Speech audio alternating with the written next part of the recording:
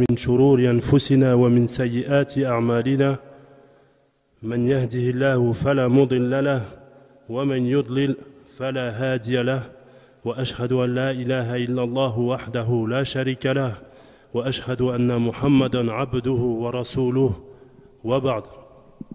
السلام عليكم ورحمة الله وبركاته. Donc tout d'abord, on souhaiterait remercier tous les frères qui ont fait le déplacement, que ce soit de France ou quel que soit le lieu d'où ils soient venus. On vous remercie d'avoir répondu à cette invitation pour cette première Daoura ici en Angleterre à Birmingham qui va se passer, Inch'Allah, en langue française. Donc les intervenants seront Al-Akh Mahdi Abu Abdirrahman ou Al-Akh Hassan Abu Asma. Tout d'abord, nous avons relevé quelques points très importants lors des conférences d'un livre de l'éminent savant Saleh al-Shir. Donc je pense que chacun a dû recevoir les feuilles. Pour ceux qui n'ont pas reçu les feuilles, on va essayer de voir quelques-uns de ces points. Le premier point que le Cheikh a cité, on souhaiterait que le participant ait l'intention sincère de profiter dans sa religion. Le second point, abaisser le regard lorsque nous marchons dans les lieux publics à tout moment, car l'un des éléments qui assistera l'étudiant dans sa quête de car l'un des éléments qui assistera l'étudiant dans sa quête de la science est la taqwa. Le troisième point, ce serait donc d'acheter les matériaux nécessaires en ce qui concerne les livres, les cahiers ou tout ce qui va nous aider pour profiter un maximum dans cette conférence. Le quatrième point, ce serait de trouver un groupe d'individus sérieux pour revoir les cours pendant les pauses et pendant la nuit. Donc comme vous savez, la mosquée a la possibilité d'accueillir les frères, mais pas les sœurs.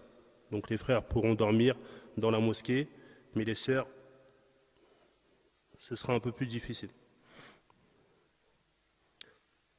Le cinquième point, ne pas se rassembler avec autrui, excepté s'il y a des profits religieux qui y soient mentionnés.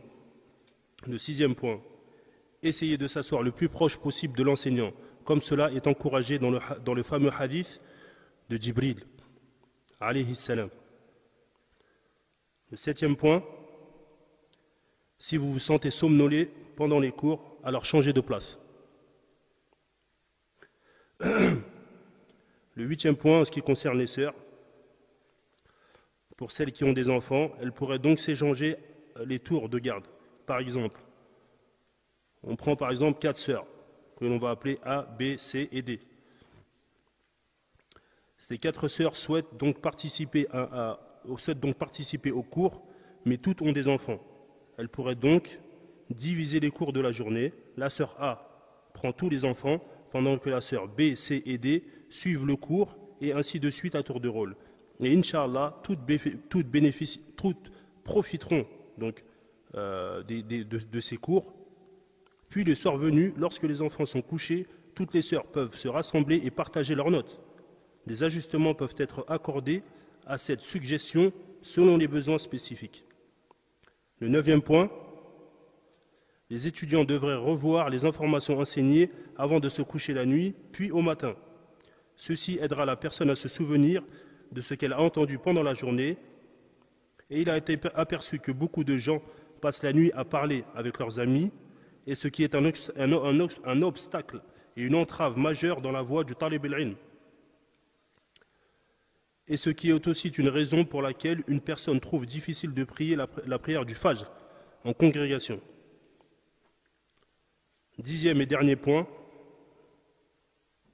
que le Cheikh Saleh al-Shir a cité est que, après que la conférence soit achevée et que la personne soit rentrée chez elle, il est important que dans les jours ou semaines à venir, l'étudiant revoie les cours dispensés pendant la conférence. Le cahier de notes ne doit pas être placé sur une étagère et y rester jusque l'année suivante, sans être révisé. La seule manière dont l'étudiant dispose pour bénéficier réellement est de revoir les informations passées de manière efficace. Ce sont donc les 10 points que le cheikh a cités. En ce qui concerne les règles de bonne conduite dans la mosquée. Donc en fait, le premier point que l'on nous a demandé de citer, donc le premier point que les dirigeants de la mosquée nous ont demandé de faire savoir au Tullab, c'est que nous interdisons formellement ou très strictement les boissons chaudes dans la mosquée. Pourquoi? Parce que cela pourrait tacher donc le tapis et ainsi de suite. Ensuite, il en est de même pour les nourritures. Toute nourriture chaude est interdite dans la mosquée. Ensuite, pour ceux qui vont dormir dans la mosquée, il y a des douches qui seront mises le matin à leur disposition. Donc il faudra voir avec les responsables de la mosquée. Ensuite, comme vous pouvez voir, il y a des livres qui sont mis à disposition dans la mosquée. Il s'agirait pour ceux qui les utilisent de les remettre en place après les avoir utilisés. Et bien sûr, les livres ne doivent pas sortir de la mosquée. Ensuite, nous faisons savoir les Tullab que le matin, il y aura un petit déjeuner, Inch'Allah, gratuit. Ceci sera après le cours qui aura lieu après la Salat Fajr, Inch'Allah. Ensuite, pour ce qui est des issues de secours, elles doivent rester libres. C'est-à-dire que, en admettant qu'on est vraiment beaucoup, qu'on prenne vraiment beaucoup de place, personne ne doit poser, par exemple, ses bagages ou ses couvertures devant les sorties de secours. Pourquoi? Parce que, comme vous le savez, s'il y a une urgence et qu'on doit sortir précipitamment, donc, il ne faudrait pas que les couvertures ou bagages soient un obstacle pour ceux qui souhaitent sortir urgemment. Ensuite, pour ceux qui sont venus en famille et qui sont venus avec leurs enfants, on souhaite que chacun surveille son enfant du mieux possible. On sait que les enfants, voilà, ils sont petits, ils aiment bien jouer, tout ça, mais chacun doit prendre soin de son enfant, de sorte qu'il ne passe pas devant les prières ou qu'il ne se perde pas et qu'on ait à tous intervenir pour avoir à chercher un enfant, par exemple. Ensuite, un point très important aussi, ce serait de ne pas vendre. Pour ceux qui sont venus avec des marchandises, ce serait de ne pas vendre leurs marchandises pendant les cours. Pourquoi? Parce que cela inciterait donc les Tullab qui sont venus de loin à ne pas assister aux cours, mais à passer leur temps à faire autre chose. Donc on laisse nos familles, on vient étudier un peu, prendre un peu de science, ce qu'on peut, et après on est distrait. Pourquoi? Parce qu'il y a des vendeurs dehors. Donc ça c'est un très bon conseil que chacun devrait suivre. Les ventes seront faites pendant les pauses, Inch'Allah.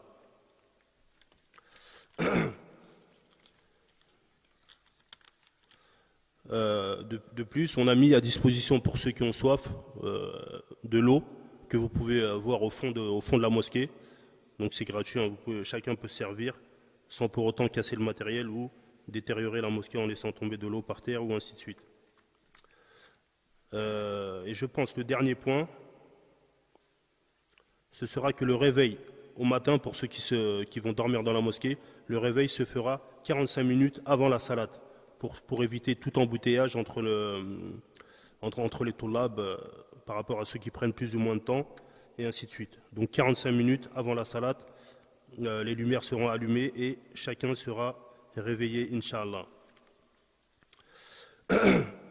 Donc, tout de suite, Inch'Allah, je pense qu'il est déjà 6 heures passées.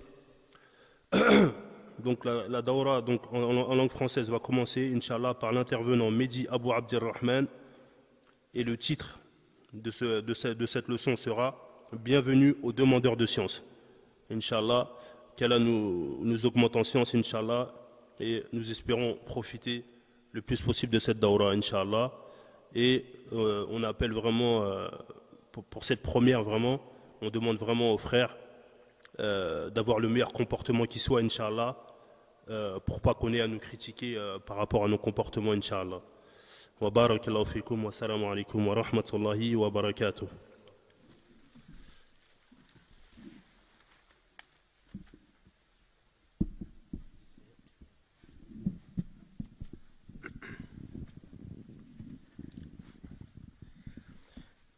إن الحمد لله نحمده ونستعينه ونستغفره ونعوذ بالله من شرور أنفسنا ومن سيئات أعمالنا من يهده الله فلا مضل له ومن يضلل فلا هادي له وأشهد أن لا إله إلا الله وحده لا شريك له وأشهد أن محمدًا عبده ورسوله يا أيها الذين آمنوا اتقوا الله حق تقاته ولا تموتن إلا وأنتم مسلمون يا أيها الناس اتقوا ربكم الذي خلقكم من نفس واحدة وخلق منها زوجها وبث منهما رجالا كثيرا ونساء واتقوا الله الذي تساءلون به والأرحام إن الله كان عليكم رقيبا يا أيها الذين آمنوا اتقوا الله وقولوا قولا سديدا يصلح لكم أعمالكم ويغفر لكم ذنوبكم ومن يطع الله ورسوله فقد فاز فوزا عظيما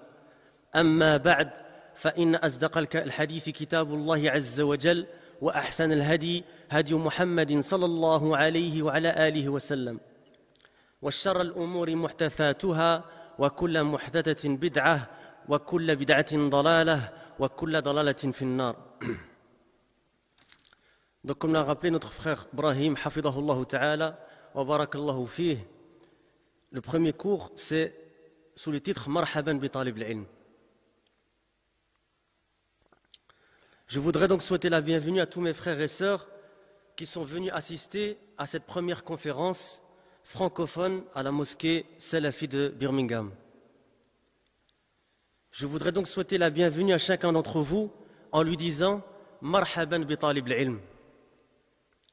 Bienvenue à l'étudiant en sciences islamiques ou bienvenue à celui qui est venu demander la science de la religion.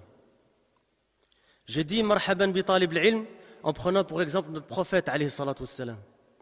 Notre prophète Muhammad sallallahu alayhi wa sallam. La traduction du sens de la parole d'Allah dit en effet, vous avez dans le messager d'Allah un excellent modèle à suivre pour quiconque espère en Allah et au jour dernier et invoque Allah fréquemment. لقد كان لكم في رسول الله أسوة حسنة لمن كان يرجو الله واليوم الآخر وذكر الله كثيرا سورة الأحزاب. Je dis donc marhaban bi talib al-ilm. En prenant donc exemple sur le messager d'Allah sallallahu alayhi wa sallam, et la preuve de cela est le hadith dans Safwan ibn Assal al-Muradi radiyallahu anhu ardah. عن صفوان بن عسال المرادي رضي الله عنه أرضاه قال أتيت النبي صلى الله عليه وسلم وهو في المسجد وهو في المسجد متكئ على برد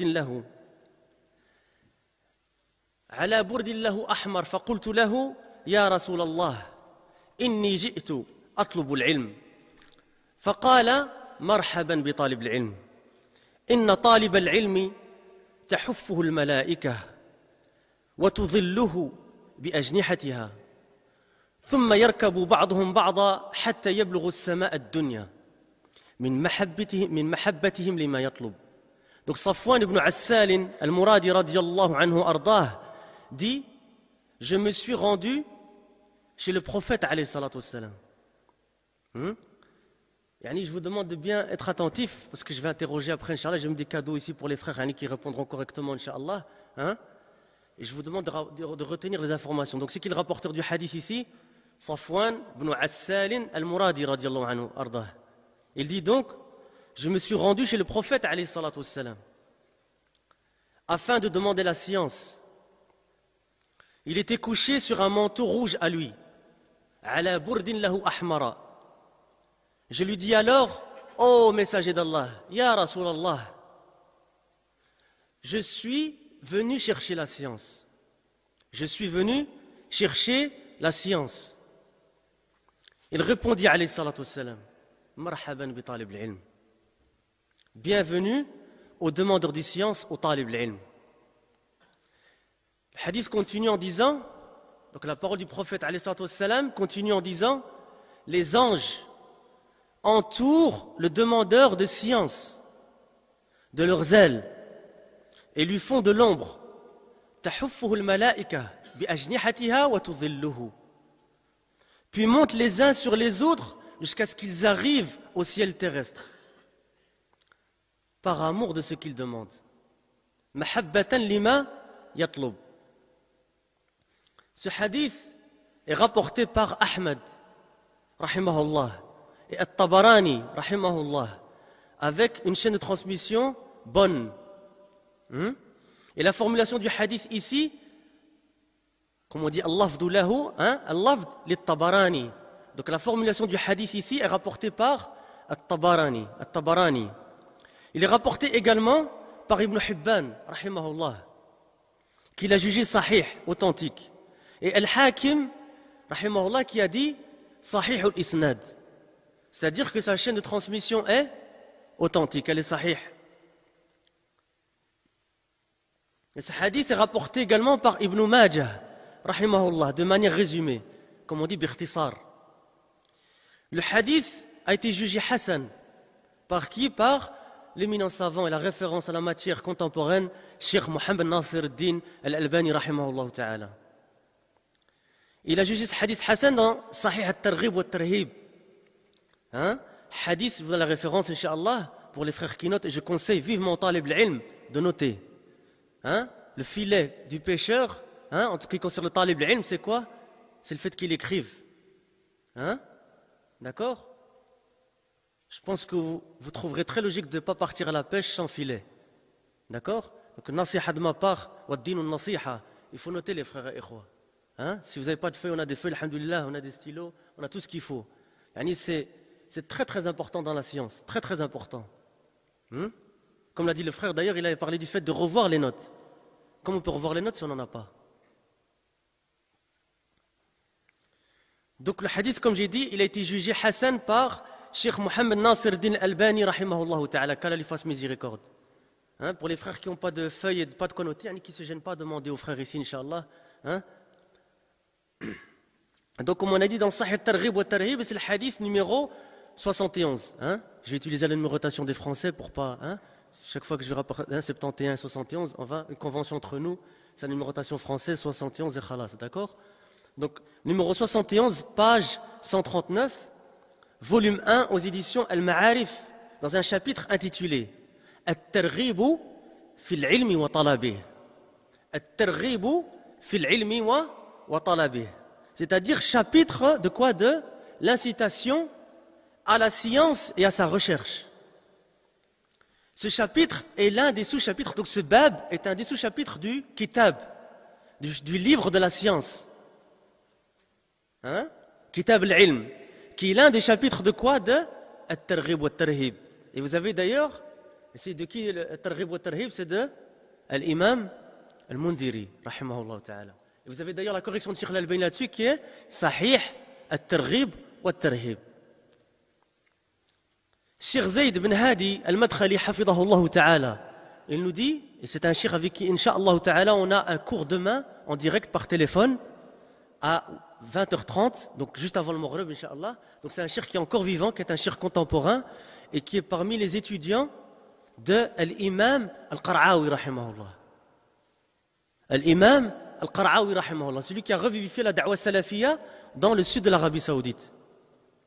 Cheikh Zayd bin Hadi al-Madkhali, hafidahullah, qui est un grand savant et qui était dans la même région que l'autre savant, qui était d'ailleurs le mufti du sud de l'Arabie, qui était, rahimahullah ta'ala, Ahmed bin Yahya al-Najmi, rahimahullah ta'ala.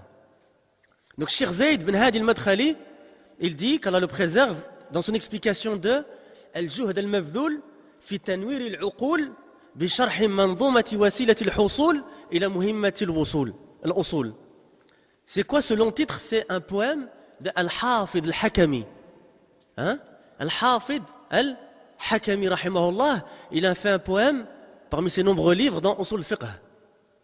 C'est un livre que vous pouvez trouver ici dans la mosquée qui est en 2 volumes, d'accord?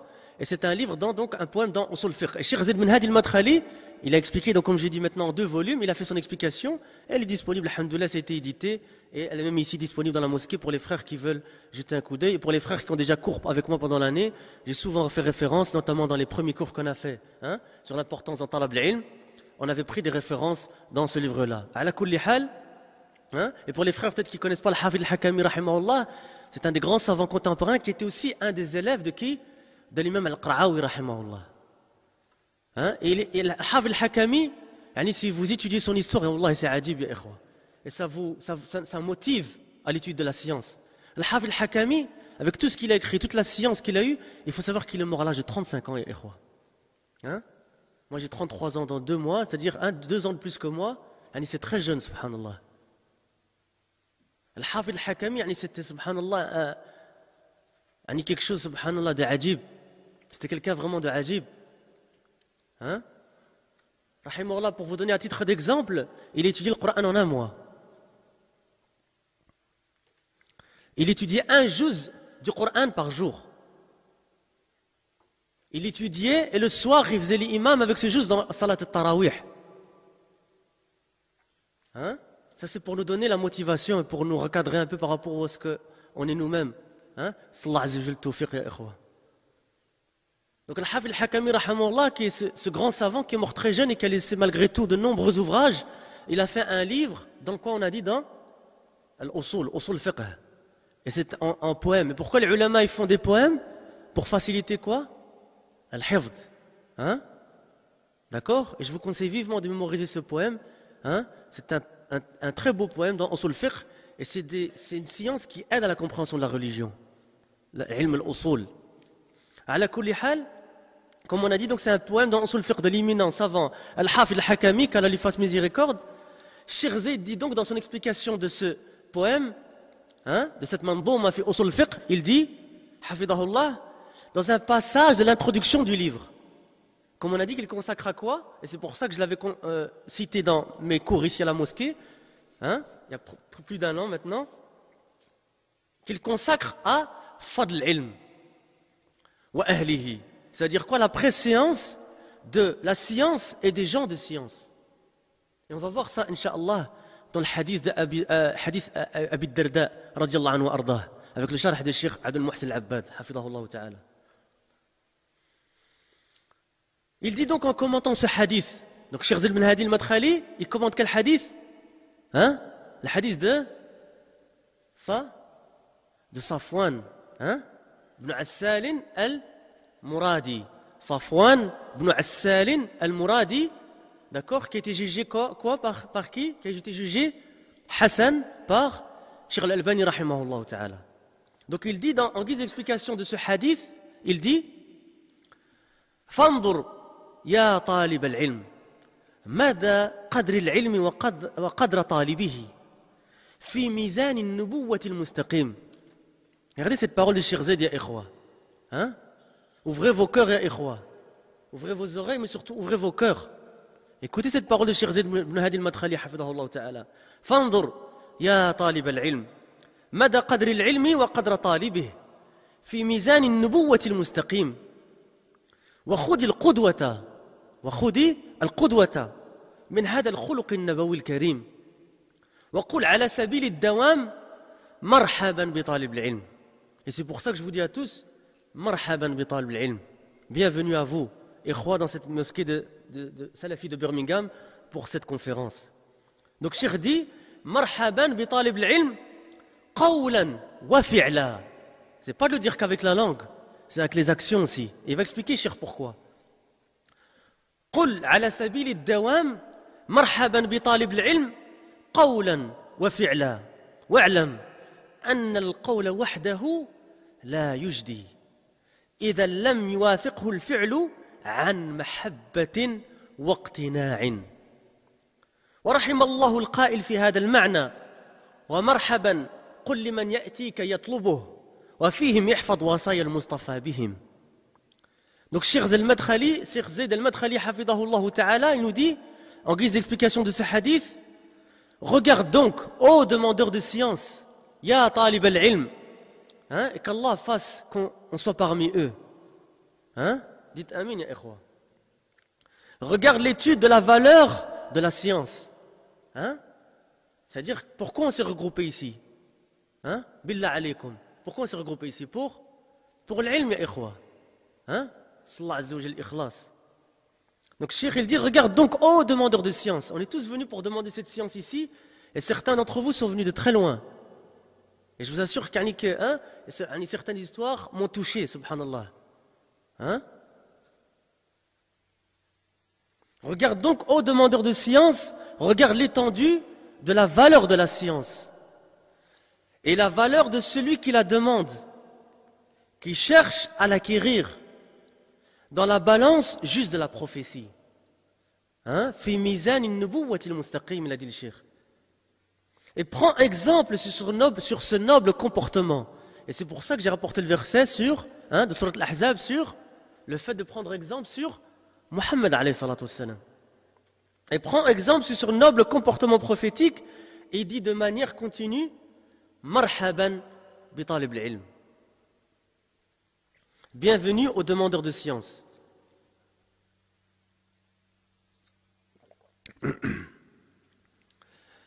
Dis bienvenue en parole et en action. Et sache que la parole seule n'est pas utile, n'est pas profitable si l'action ne lui est pas conforme. Donc qu'est-ce qu'il faut regrouper? Il faut regrouper, parce que c'est facile de dire marhaban. L'a'mal ya ikhwa. L'a'mal. Il faut dire marhaban, il faut agir marhaban. Qu'Allah nous permette de prendre soin de vous et de vous dire vraiment marhaban. Il dit donc, l'action, la parole seule n'est pas utile, n'est pas profitable si l'action ne lui est pas conforme.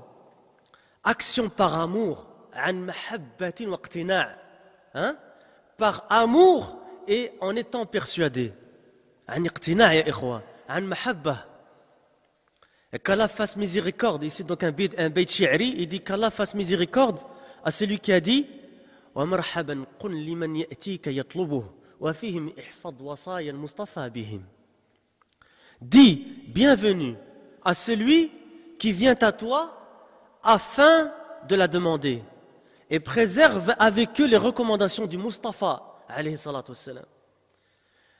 Préserve avec eux les recommandations du Mustafa alayhi salatu wassalam les concernant. C'est-à-dire concernant qui? Les demandeurs de science, tullabul ilm. Et le Mustafa, c'est évidemment qui? Le prophète, alayhi salatu wassalam. C'est-à-dire celui qui a été choisi, istafahu Allah azza wa jal. Je dis donc à chacun d'entre vous et à chacune d'entre vous, marhaban bi talib al-ilm. Les textes qui indiquent la préscience et la valeur de la science islamique et de ces gens sont nombreux. Nous pouvons citer parmi eux, à titre d'exemple, le hadith de Kathir ibn Qais. Premier rawi du premier hadith, c'était qui? Je ne vais pas vous faire la méthode de Cheikh Muqbi, rahimahullah, je ne vais pas vous, je vais vous dire, man indi su'al man sahibu wa qum anta, je ne vais pas vous, surtout le premier jour, le premier cours, on va apprendre à se connaître d'abord, Inch'Allah. C'est qui le premier rawi? C'est qui? Safwan ibn Assal al-Muradi. Dans le hadith qui est rapporté dans Sahih al-Targhib wa al-Tarhib et rendu Hassan par Cheikh al-Albani, rahimahullah. Donc Cheikh ici, ou plutôt si on cite un deuxième hadith, qui est le hadith de qui?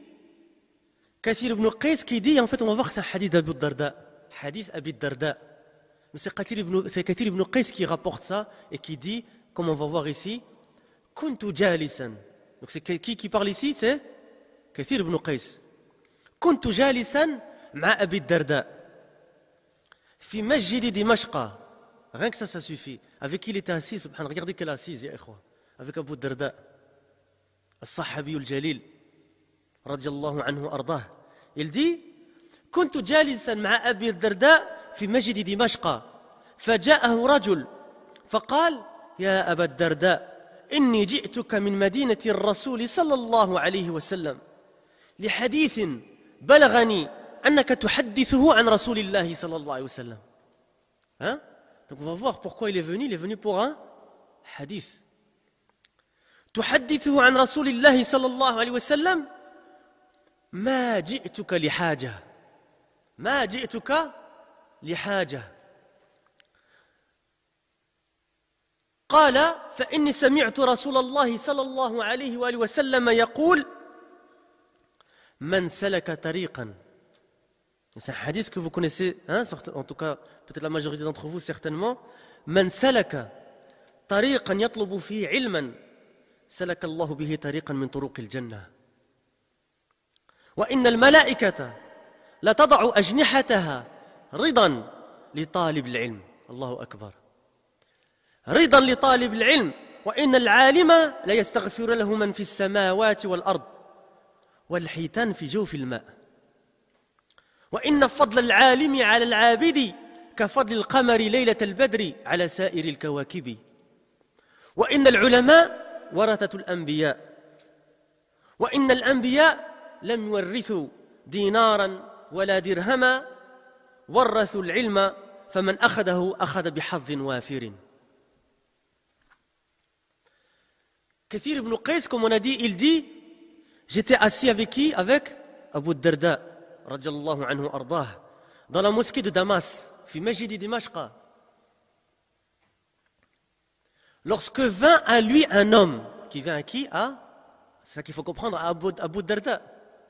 Qui vint à lui un homme qui dit, oh Abu Darda, ya Abu Darda, je suis venu à toi de la ville du messager d'Allah sallallahu alayhi wa sallam, c'est-à-dire Al-Madina, pour un hadith dont on m'a dit que tu rapportes du messager d'Allah sallallahu alayhi wa sallam.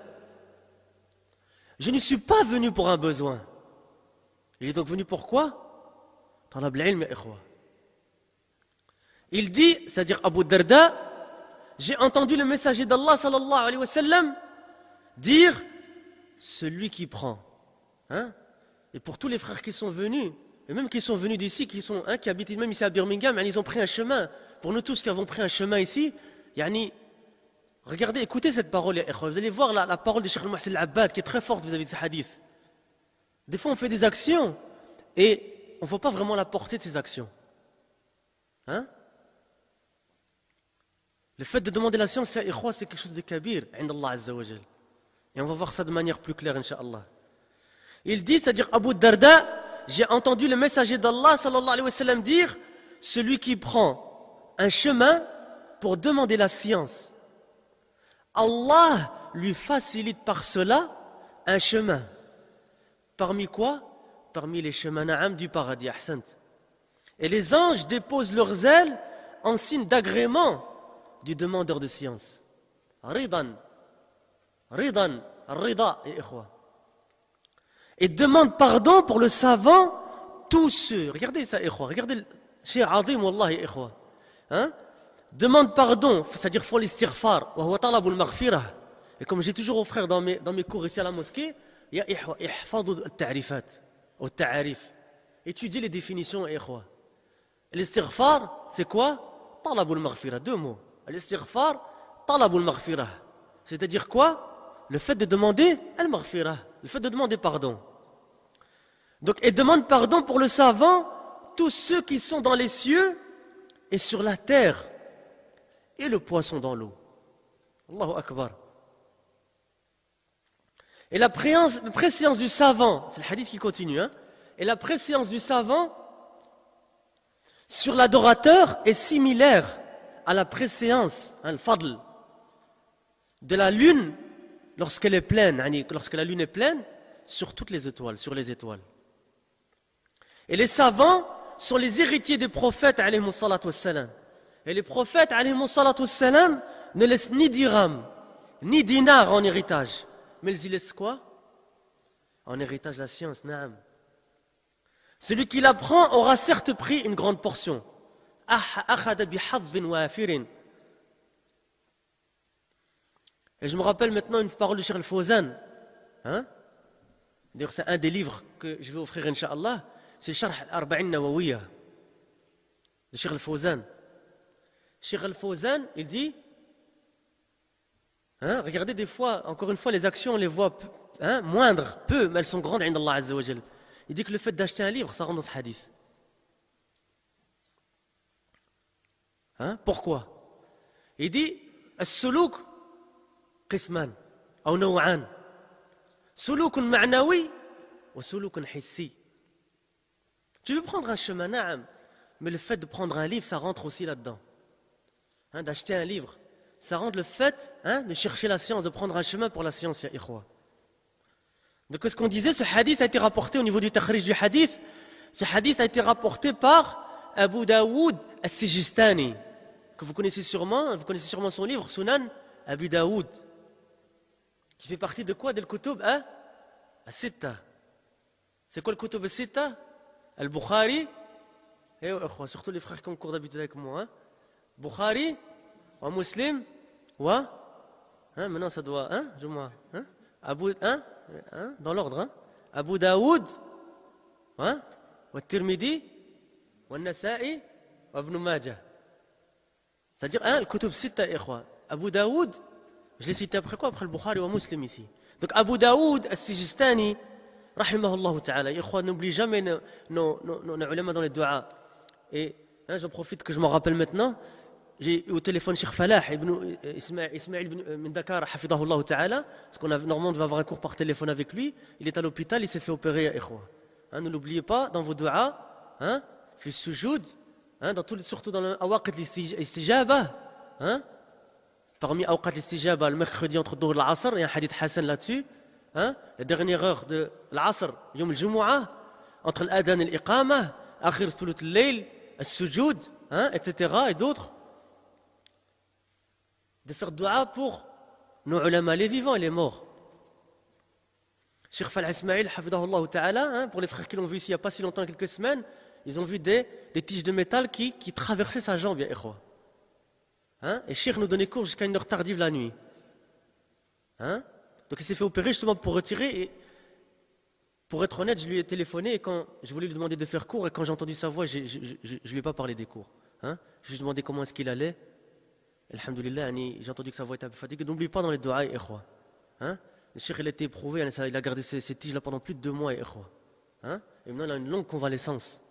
Hein? Donc ce hadith a été rapporté par Abu Daoud, hein? As-Sijistani, rahimahullah. Et d'autres que lui, et a été jugé sahih, authentique, par Cheikh Mohammed Nasir ad-Din al-Albani, rahimahullah ta'ala. Dans Sahih Sunan Abi Daoud. Et vous voyez que souvent quand on cite un livre, on cite Sahih de Cheikh al-Albani. Hein?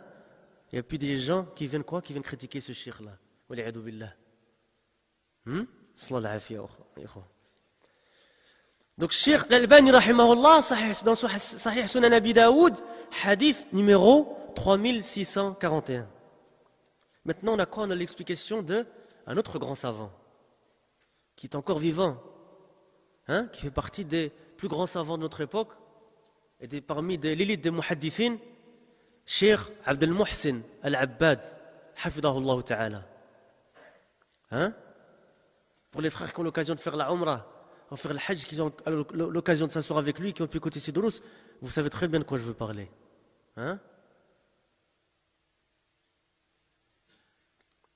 Cheikh Al-Muhsin Al-Abbad, hafidahullah, il dit, hein, qu'Allah le récompense et le préserve, et que lui donne le Firdaus al-A'la, il dit dans son explication de Sunan Abi Daoud, cassette numéro 261. Donc c'est une explication de Sunan Abi Daoud, qu'il a fini d'ailleurs. Hein? Et pour les frères qui le veulent, moi je peux le transférer, Inch'Allah, parce que je l'ai via en data, en données informatiques, sur mon ordinateur.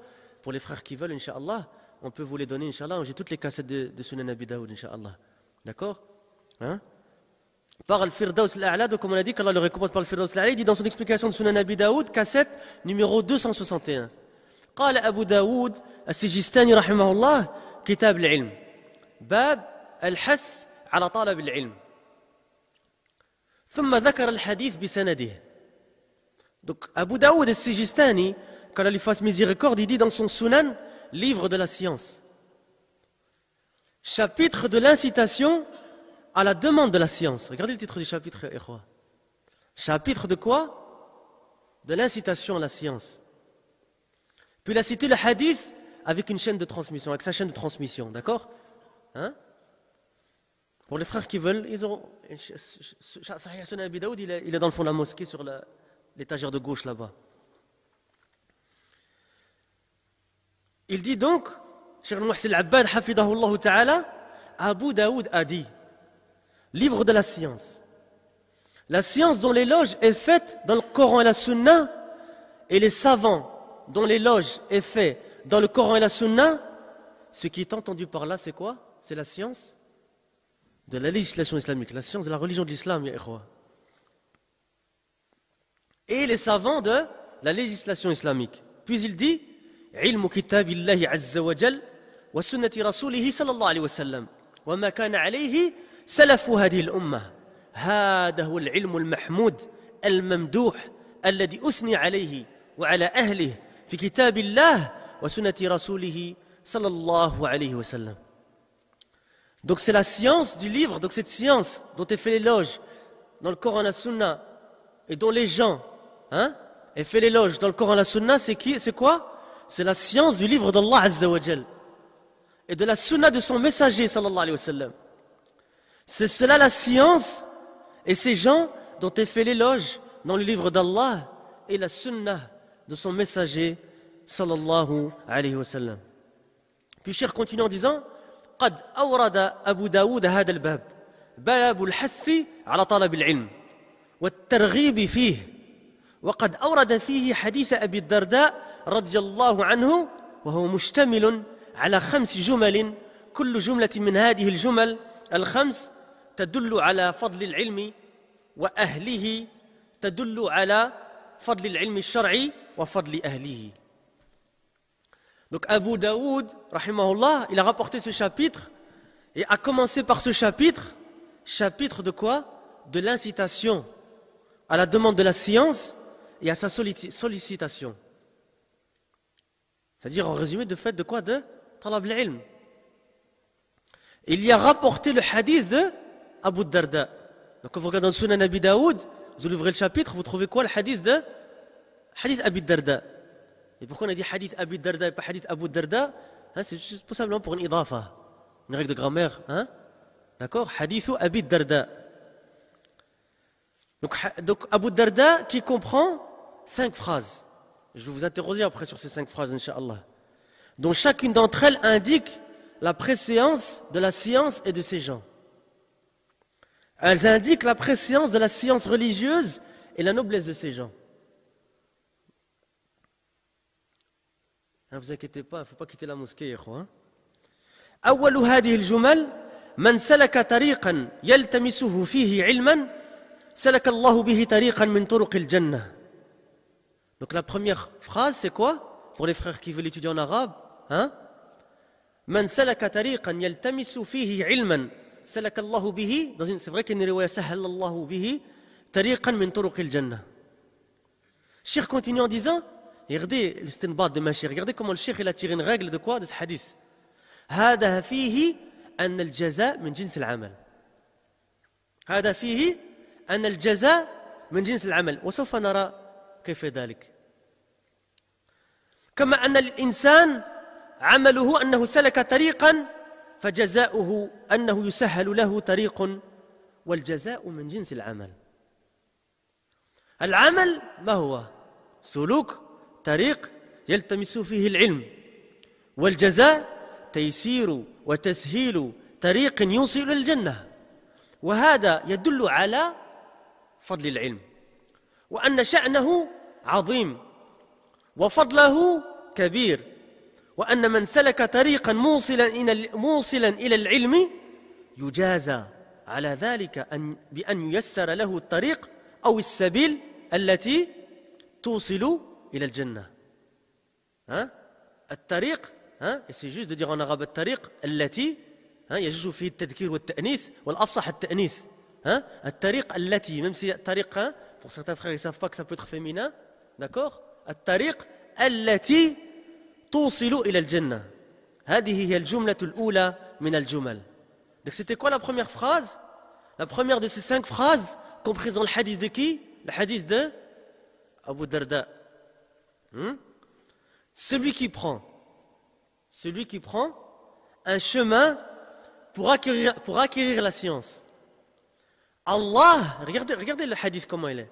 Celui qui, man salaka, celui qui prend un chemin pour acquérir la science, c'est quoi le jaza? Donc ça c'est l'amal. Et c'est quoi le jaza? Allah lui facilite par cela un chemin parmi les chemins du paradis. Donc on a quoi? On a un amal et un jaza. On a une action et une récompense. Ahsant. Il y a là le fait que la récompense est du genre de la nature de l'action. Ça c'est une règle dans le din. Mémorisez-la. Al-jaza min jinsil amal. 4 mots. Et vous avez une règle dans la religion. Al-jaza min jins al-amal. C'est-à-dire quoi pour les frères francophones, hein, si on la comprend en français, alhamdulillah, hein, c'est quoi? C'est que la récompense est du genre de la nature de l'action. Et on va mieux comprendre qu'est-ce que ça veut dire, incha'Allah ta'ala. Comme l'individu, son action est de prendre un chemin, eh bien sa récompense c'est quoi? Hein? C'est qu'Allah lui facilite un chemin. Donc comme l'individu, son action est de prendre un chemin, sa récompense est alors le fait qu'un chemin lui est facilité. Et comme on a vu dans le hadith, un chemin vers quoi? Regardez, Al-Jannah ya ikhwa, Al-Jannah. Al-Jannah ya ikhwa. La récompense est du genre donc, la récompense est donc du genre de l'action. Al-jaza min jins al-amal. C'est quoi l'action? On a dit cette action est prendre un chemin pour acquérir la science, et la récompense est quoi? De faciliter une voie qui amène au paradis. Et ceci indique al-fadl, la préséance, wa sharaf, la noblesse de la science, et que sa position est haute, et sa noblesse est grande. Et donc évidemment que ces gens ont cette position, et ont cette noblesse. Et que celui qui prend un chemin qui l'amène à la science est récompensé par le fait que lui soit facilité la voie et le chemin qui l'amène au paradis. Al-jaza min jinsi al-amal. Ceci est donc la première des 5 phrases comprises dans ce hadith. Donc c'est quoi la première phrase? Man salaka tariqan yaltamisuhu fihi ilman salaka Allahu bihi tariqan min turuq al-jannah, hein, ou ila al-jannah. C'est-à-dire quoi? Wa fihi an al-amal min ou al-jaza min jinsi al-amal. Donc c'était quoi la première phrase? C'est que celui qui prend un chemin pour acquérir la science, eh bien Allah Azza wa Jal, il lui facilite par cela un chemin pour accéder au paradis. Et donc on a tiré une règle de ça, c'est quoi? Al-jaza min jins al-amal, c'est que la récompense est du genre de l'action. La deuxième phrase, al-jumla al-thaniya, wa inna al-malaikata la tada'u ajnihataha li talib al-ilm. ووضع أجنحة الملائكة لطالب العلم قيل إنها كونها تتواضع له وتخضع وتحرص على أن تحيط وتحضر تلك المجالس الخيرة الطيبة المجالس التي تحضرها الملائكة وهي مجالس العلم. وقيل إنها تضع أجنحتها معناه أنها تنتهي من طيرانها وسيرها وأنها تقف عنده وتحضر ذلك المجلس وهو مجلس الذكر ومجلس العلم وهذا يدل على فضل العلم وعلى فضل أهله وعلى فضل مجالس العلم. La deuxième phrase, que les anges déposent leurs ailes pour le demandeur de science. Il a été dit sur le fait que les anges déposent leurs ailes pour le demandeur de science, que c'est par modestie. Que c'est par modestie des anges envers le demandeur de science et par humilité envers lui. Et qu'il désire ardemment entourer et assister ces bonnes et excellentes assises. Regardez, ya ikhwa. Hein? Regardez le fadl de ces assises-là, ya ikhwa. Fadl azim. Les assises auxquelles les anges assistent, et ce sont les assises de science, majalis ou dhikri wal ilm. Il a été dit également sur le sens qu'ils déposent leurs ailes, qu'ils arrêtent de voler, et leur parcours et s'arrêtent auprès du demandeur de science.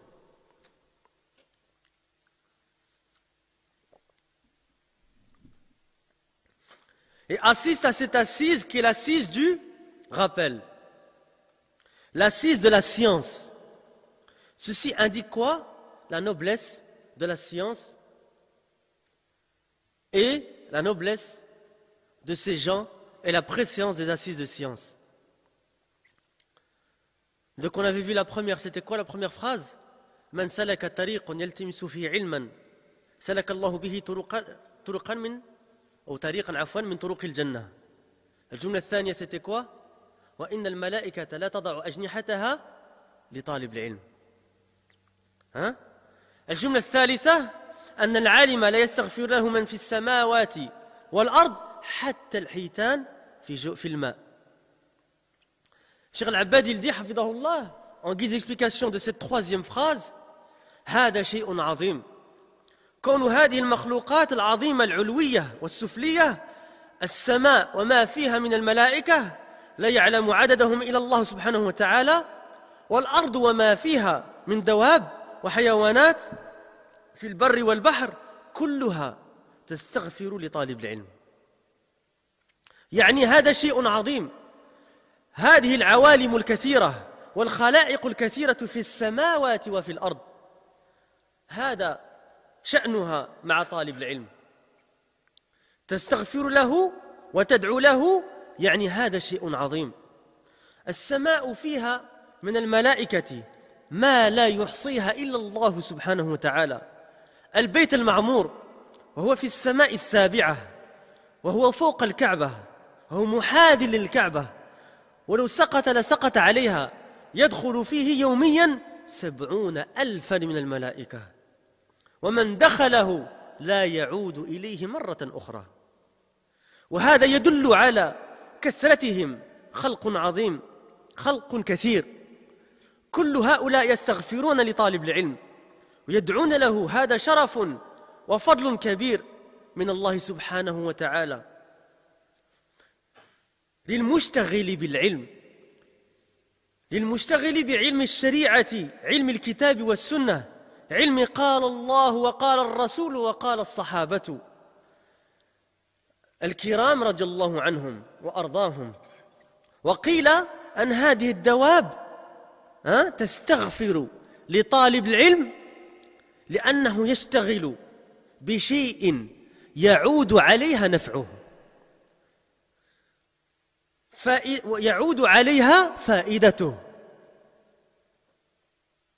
وذلك لأن العلم الشرعي فيه الرفق بهذه الحيوانات هذه الدواب وكذلك الحث على الإنفاق عليها من أن يكون مالكا لها فيصل إليها نفع العلم ونفع طالب العلم لأنه يظهر الشيء الذي يعم نفعه حتى يصل إلى هذه الدواب وهذه المخلوقات. Je sais que c'était un peu long pour les frères francophones, mais c'est pour mieux traduire, Inch'Allah, après, pour tout faire en une fois, Inch'Allah. La troisième phrase que comprend ce hadith, on avait dit qu'il y avait 5 phrases. Hadith de qui? d'Abu Darda, hadith Abi Darda, dans Sunan Abi Daoud. Que tous ceux qui sont dans les cieux, écoutez cette partie-là, que tous ceux qui sont dans les cieux et sur la terre, même le poisson dans la mer, font l'istighfar, demandent pardon, font l'istighfar pour le savant. Cheikh Al-Abbad, hafidahullah ta'ala, c'est quelque chose de sublime. Que toutes ces créatures dans les cieux et sur la terre, avec tout ce qui se trouve dans les cieux comme anges, ne connaissent leur nombre qu'à Allah. Et la terre, et ce qui s'y trouve comme animaux, créatures dans la mer et sur terre. Maintenant, billah alaykum, en sachant cela, où est-ce qu'on est nous par rapport à ce hadith? Nous tous, où est-ce qu'on est nous par rapport à ce hadith, ya ikhwa? Wallah, مسألة التوفيق يا إخوة. صلى الله عز وجل التوفيق. الإنسان يستعين بالله عز وجل ويطلب التوفيق من الله عز وجل. Où est-ce qu'on est nous par rapport à ça, ya ikhwa? Où est-ce qu'on est par rapport au Coran, حفظ القرآن? Où est-ce qu'on est par rapport à حفظ السنة? Où est-ce qu'on est par rapport à حفظ المتون?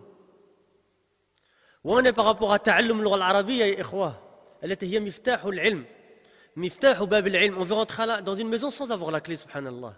C'est pas possible, يا إخوة. ما لا يتم الواجب إلا به فهو واجب. Ce sans quoi, et c'est une règle que je vais citer dans cette daura, Inch'Allah, plus tard, ce sans quoi tu ne peux pas arriver à t'acquitter d'une obligation, ça devient par là une obligation. والوسائل لها حكم الغايات. Vous voyez, علم الأصول. Et les moyens, ils ont le jugement des buts. Ya ikhwa, moi, Allah, je vous dis ça en guise de nasiha, ya ikhwa. Un nasiha dans la langue arabe, comme l'a dit Cheikh Rabi, hafidahullah ta'ala, dans un des cours qu'on a vu ici dans la mosquée, dans les 21 hadiths, vous vous souvenez les frères? Ça vient de quoi? Mena an-nas, c'est-à-dire que quoi? Idha khata ar-rajulu thawbahu. C'est-à-dire quoi? Quand tu as un trou dans ton vêtement et tu le reprends, le vêtement. C'est ça le nasiha. C'est de là que ça vient. C'est-à-dire quoi? Tu corriges un défaut, une imperfection. J'ai dit ça, mais Inch'Allah, il faut essayer que tous on garde ça en tête, ya ikhwa. Que cette dawra, elle nous change. Surtout nous, Ahl al-Sunnah, al-Salafiyoun, Ahl al-Hadith, Ahl al-Sunnah wal-Jama'a. Comme l'a dit Cheikh Zayd ibn Hadi al-Madkhali hafidahullah dans un des cours. Regardez cette parole, ya ikhwa. من خصائص الفرقة الناجية حرصهم على طلب العلم الشرعي. Écoutez cette parole, ya ikhwa. Parmi les spécificités, parmi al-khasa'is, les spécificités du groupe sauvé, al-hirs. Al-hirs. على quoi? على الدنيا؟ Non, ya ikhwa. على العلم، على جمع العلم الشرعي. Les spécificités d'Ahl Sunnah al-Jama'a, parmi leurs spécificités, c'est quoi? Leur attachement à la science, ya ikhwa. Et c'est vrai, subhanallah, quand vous trouvez des endroits où il y a des frères salafis qui ont bien compris le manhaj, ils sont dans le talab. Ils sont dans le talab, ya ikhwa.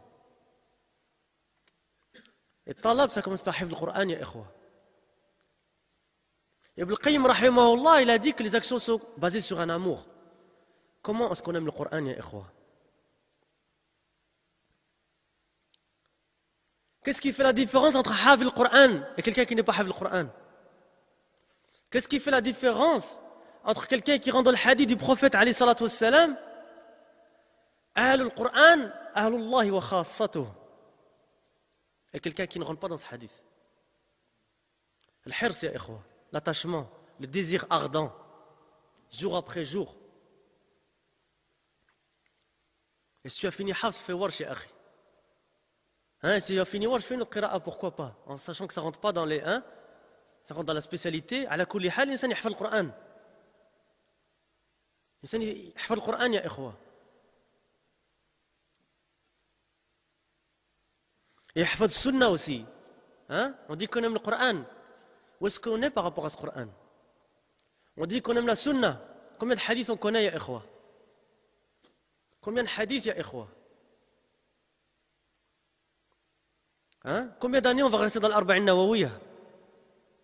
En sachant que, alhamdulillah, c'est pas, celui qui le fait, khair. Wa fadlun. Wa shay'un azim. Surtout les hadiths, surtout les 42 hadiths de l'imam Nawawi, rahimahullah. Si tu as fini les 42 hadiths, ya akhi fillah, termine les 50 avec les 8 d'Ibn Rajab, rahimahullah, qu'il a rajouté pour finir 50. Ibn Rajab, il a fait un sharh de ces 50 hadiths-là. Il a appelé Jami'ul Ilm wal Hikam.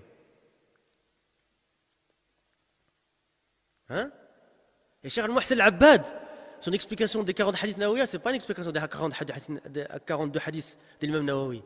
C'est des 50 hadiths. Le livre de Cheikh Al-Muhsin Al-Abbad, c'est les 42 hadiths plus les 8 qu'Ibn Rajab il a rapporté. C'est pour ça qu'il dit Sharh al-arba'ina wa tatimmat al-khamsin. L'imam Nawawi l'imam Ibn Rajab, rahimahumallah, il a dit, Cheikh. Qu'Allah leur fasse miséricorde à tous deux. Et quand vous regardez le sharh du hadith, il fait 50 hadiths, pas 42 comme l'imam Nawawi l'a fait. Pourquoi? Parce qu'il a fait les 42 plus les 8 que Ibn Rajab il a rajouté, qui sont min jawami' kalimi rasulillahi sallallahu alayhi wa sallam. Et wallah, je vous dis une nasiha, et ça me concerne à moi en premier aussi, ya ikhwa. Un nasiha, ya ikhwa, wa din nasiha. Hein? Et c'est ce qui nous manque beaucoup, ya ikhwa. Al-nasiha.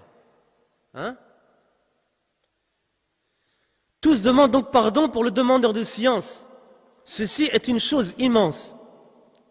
Ces nombreux mondes, ces nombreuses créatures dans les cieux et sur la terre. Voilà leur situation à l'égard du demandeur de science. Elles demandent donc pardon pour lui et invoquent pour lui. Ceci est une chose immense, Cheikh Idli. Hada shay'un azim. Ne connaît le nombre des anges dans les cieux que Allah subhanahu wa ta'ala. Al-Bayt al-Ma'mour, qui se trouve dans le 7e ciel, qui se trouve au-dessus de la Kaaba. Et s'il tombait, il tomberait sur elle, comme dit Cheikh Al-Muhsin Al-Abbad. Il rentre 70 000 anges par jour. Et celui qui entre une fois n'y rentrera plus. La yadkhulu fihi marratan ukhra, comme il a dit le Cheikh ici. Ceci indique quoi donc? Leur grand nombre. De nombreuses créatures. Toutes demandent quoi? Pardon. Elles font l'istighfar, ya ikhwa. Hein? Gardez ça en tête. Hein? Pour vous motiver pour talab al-ilm, ya ikhwa. Hein? De nombreuses créatures, toutes demandent pardon pour le demandeur des sciences et invoquent pour lui. Ceci est bila shak, wala raib, sans aucun doute, une préséance, un fadl et un grand honneur, hein? Wa sharafun azim, donné par Allah subhanahu wa ta'ala à celui qui s'occupe avec la science religieuse. La science de la législation islamique. La science du Coran et de la Sunna. La science de Allah a dit, son messager sallallahu alayhi wa sallam a dit, et les compagnons ont dit. Hein? Et pour les frères qui connaissent peut-être Nounia d'Ibn al-Qayyim, ça leur rappelle une parole très connue d'Ibn al-Qayyim. Al-ilmu qala Allah wa qala al-Rasul wa qala al-Sahabatu wa hum ulul irfani. Il a akhir al-bayt. Il a dit que ces créatures font al-istighfar, demandent pardon pour le demandeur de science, car ils s'occupent avec quelque chose dont le bien revient sur ces créatures, ces animaux. Regardez. Donc le talib ilm, il fait quoi? Il s'occupe avec une chose dont le bien revient sur les animaux et sur ces créatures. Car il y a dans la science religieuse le fait d'être doux avec les animaux et l'incitation à dépenser pour elles ou pour eux en devenant leurs propriétaires. Le bienfait de la science revient alors sur ces animaux. Et également le bienfait du demandeur de science, car il montre, il expose quelque chose dont le bienfait est général et revient sur ces animaux et ces créatures. Al-Jumla al-Rabi'a, la 4e phrase. Fadlu al-alimi ala al-abidi. Yani chacune de ces phrases, elle suffit. Hein? Fadlu al-alimi ala al-abidi كفضل القمر ليلة البدر على سائر الكواكب. العالم فضله على العابد كفضل القمر ليلة البدر على سائر الكواكب في وقت الإبدار الذي هو 14 أو 15. الكواكب لها ضوء لكنها بعيدة أمام ضوء القمر. فالفرق بين العالم والعابد أن العالم شأنه كشأن القمر والعابد شأنه كشأن الكواكب وذلك أن العابد نفعه قاصر عليه لا يتعداه إلى غيره الذي يصلي ويكثر الصلاة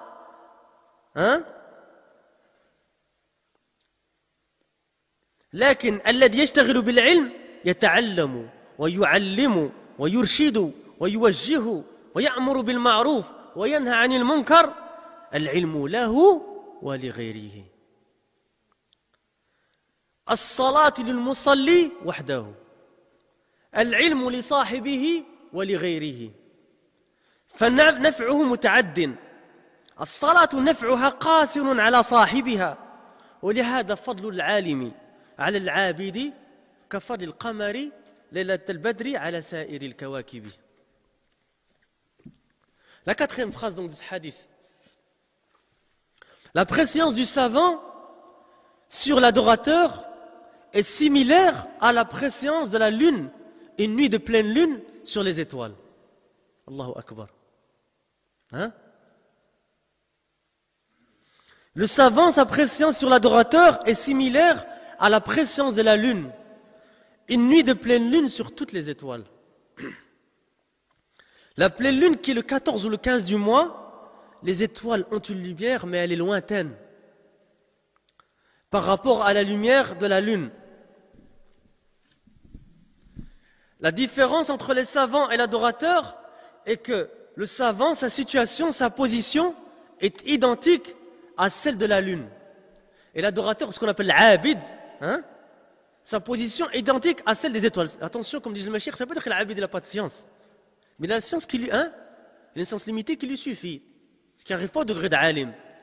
Hein?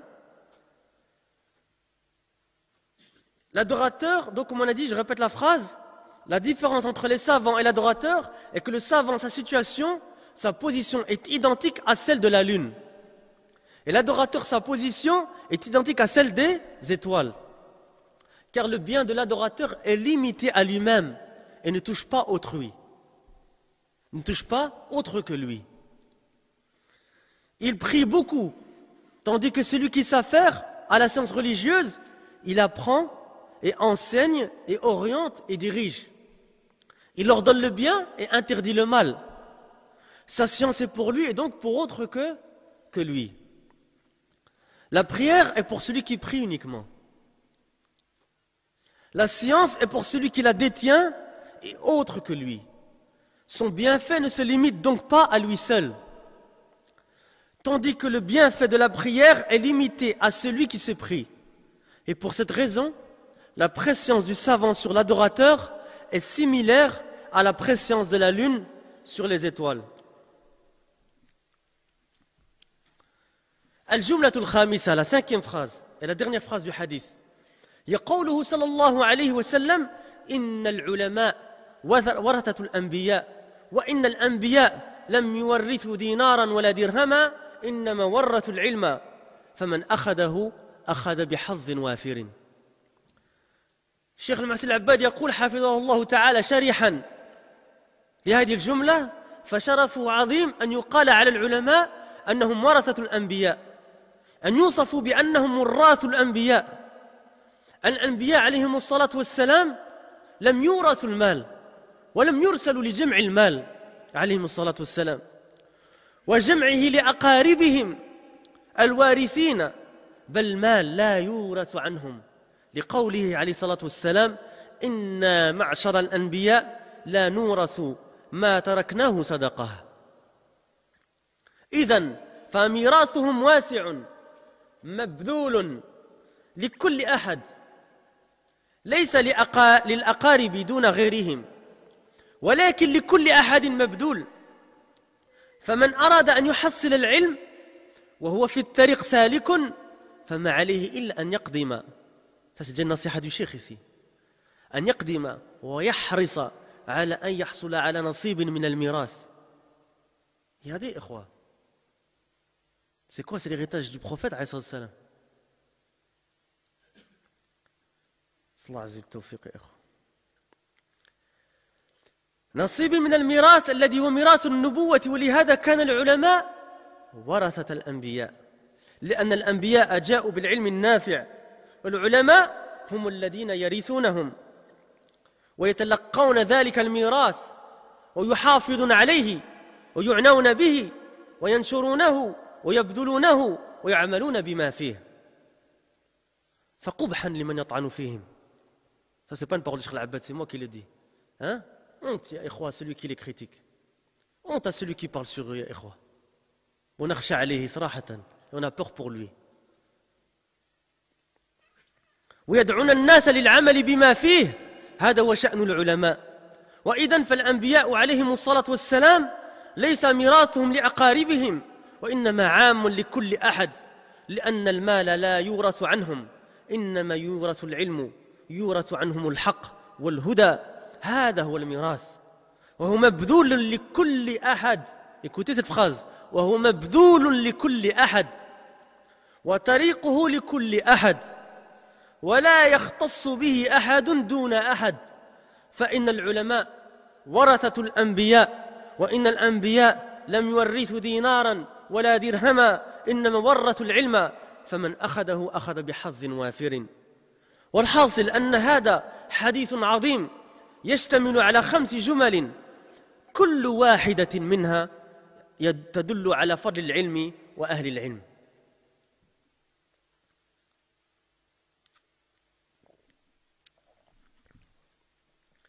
La 5e phrase du hadith, c'est la parole du messager d'Allah sallallahu alayhi wa sallam. Les savants sont les héritiers des prophètes alayhi salatu wassalam. Et les prophètes alayhi salatu wassalam n'ont laissé en héritage ni dirham ni dinar. Ils ont laissé en héritage, ils n'ont laissé en héritage que la science. Celui qui l'apprend aura certes pris une grande portion. Hadhin wafirin. Hein? Et vous voyez, je crois que ce qu'on fait ici entre nous ici, c'est qu'un taqrib lil ma'ani en français. Hein? C'est ce que j'ai toujours dans mes cours. C'est juste une traduction, on vous rapproche les sens un petit peu. Ça n'a pas la même force que la parole du cheikh en arabe, ya ikhwa. Et je dis toujours aux frères qui sont ici dans les cours, ikhwa alaykum bil arabiyya. C'est la nasiha d'ailleurs de Omar ibn Khattab, al-Khalifatu Thani, al-Farouq, il a dit alaykum bil arabiyya fa innaha min dinikum. Apprenez la langue arabe, car elle fait partie de votre religion. Hein? Nous, ce qu'on fait ici, c'est qu'en attendant, on est annoncé entre nous, en attendant déjà apprendre. Et par ces cours, on apprend un peu la langue arabe aussi. Hein? Et c'est le fait de prendre par la langue arabe directement de ma chère, c'est aussi le fait de prendre par sanad al-a'la. Hein? Parce que vous dépendez, ya ikhwa, de la compréhension du traducteur. Ça, c'est une chose qu'il faut comprendre, ya ikhwa. Yani quelqu'un qui assiste à un cours fait par un frère qui est traduit, il dépend quelque part de sa traduction, ya ikhwa. Et donc de sa compréhension. Et que notre compréhension, elle reste quoi? Limitée par rapport à ce que, la compréhension des mashaykh, évidemment. Hein? Ikhwa, alaykum bil arabiyya, ikhwa. Ça ne nous empêche pas, alhamdulillah, d'organiser des conférences en français, d'organiser des cours en français. Hein? Alhamdulillah, ça fait plus d'1 an qu'on a des cours ici en français, ils sont disponibles sur notre site. Vous pouvez demander aux frères après qui sont ici, Inch'Allah. Ils vous donneront l'adresse internet, Inch'Allah, etc. D'accord? Voilà, toujours, c'est quoi? La langue arabe. L'asl, c'est ça. La langue arabe. Prendre la science dans la langue arabe. Et directement d'Ahl ilm. On a dit donc quoi? Que la noblesse de la science est grande, qu'il soit dit sur les savants qu'ils sont les héritiers des prophètes. Alayhi salatu wassalam. Qu'ils soient décrits comme étant les héritiers des prophètes. Alayhi salatu wassalam. Les prophètes alayhi salatu wassalam n'ont pas laissé d'argent en héritage. Ils n'ont pas été envoyés pour ramasser de l'argent, ni pour l'amasser pour leurs proches héritiers. L'argent n'est pas hérité d'eux. Alayhi salatu wassalam. Et pour preuve de cela, la parole du messager d'Allah sallallahu alayhi wa sallam, nous les prophètes, on n'hérite pas de nous. Ce que nous laissons est une